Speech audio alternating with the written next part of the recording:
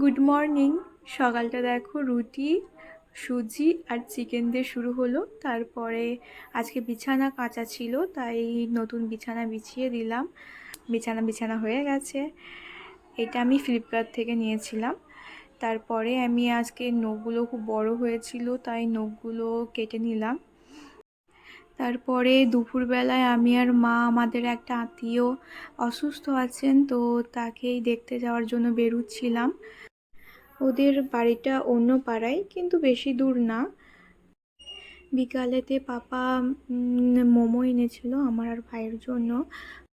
এই মোমোগুলো আমাদের গলসিতে, গলসি সুরুচি বলে আছে ওখানকার। দেখছো মোমোগুলো কত বড়, আর ভেতরে স্টাফিংটা এত বেশি দিয়েছে।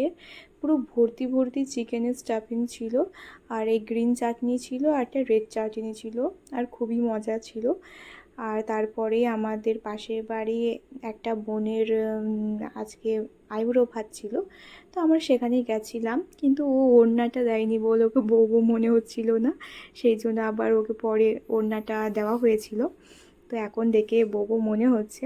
তারপরে আমি ভাবলাম যে চলো আমিও খাইয়ে দিই। পাশে দেখো সব ছেলেগুলো বসে আছে।